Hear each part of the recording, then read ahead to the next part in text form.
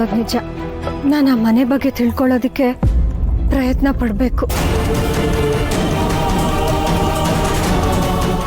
Durga,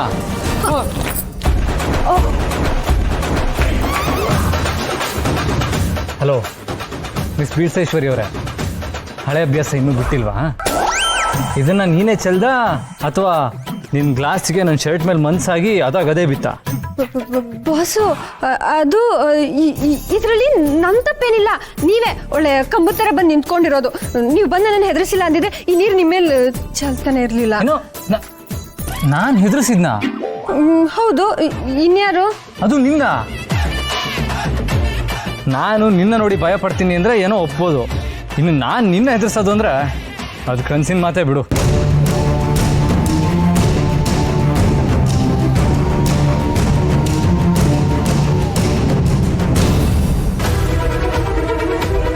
hello ಎಡವಟ್ರಾಣಿ, ಏನು ಇದ್ಕಿದಂಗೆ silent ಆಗಿಬಿಟ್ಟೆ?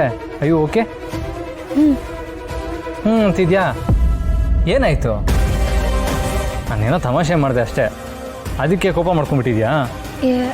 ಹಾಗೆಲ್ಲ ಏನಿಲ್ಲ ಬಾಸು.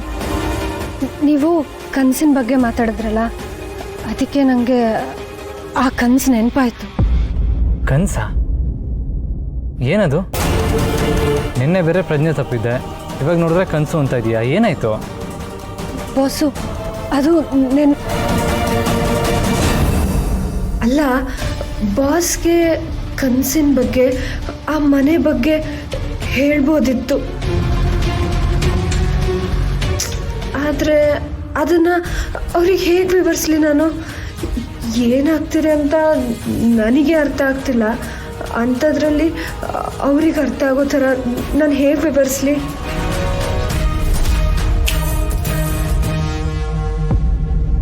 ಏನಿಲ್ಲ ಬಾಸು, ತುಂಬ ಸುಸ್ತಾಗಿತ್ತಲ್ಲ, ಅದಕ್ಕೆ ಪ್ರಜ್ಞೆ ತಪ್ಪಿದ್ದೆ ಅನಿಸುತ್ತೆ. ಅಷ್ಟೇನಾ? ಹಾಂ ಅಷ್ಟೇ, ಬೇರೆ ಇನ್ನೇನೂ ಇಲ್ಲ. ಅಲ್ಲ, ಅದೇನೋ ಕನಸು ಒಂದಾಗಿತ್ತು. ಇಲ್ಲ ಬಾಸು, ಹಾಗೆಲ್ಲ ಏನೂ ಇಲ್ಲ. ಸರಿ.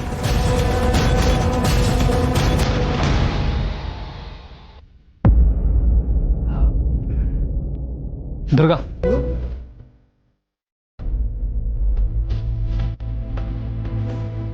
ನಿನ್ನೆ ನಾನು ಹೇಳಿದ ವಿಷಯನ ಇಲ್ಲಿವರೆಗೂ ನಾನು ಯಾರ ಜೊತೆನೂ ಶೇರ್ ಮಾಡಿಲ್ಲ. ಅಂಬಿಕಾ ಹೋದ್ಮೇಲೆ ಆ ಗಿಲ್ಟ್ನ ಎದೆಯಲ್ಲಿ ಇಟ್ಕೊಂಡು ಸಂಕಟ ಪಡ್ತಾ ಇದ್ದೆ. ನಿನ್ನ ಹತ್ರ ಹೇಳಬೇಕು ಅಂತ ಅನ್ನಿಸ್ತು, ಅದಕ್ಕೆ ಹೇಳಿದೆ. ಪರವಾಗಿಲ್ಲ ಬಾಸು, ನಿಮ್ಮ ಸಂಕಟ ನಂಗೆ ಅರ್ಥ ಆಗುತ್ತೆ.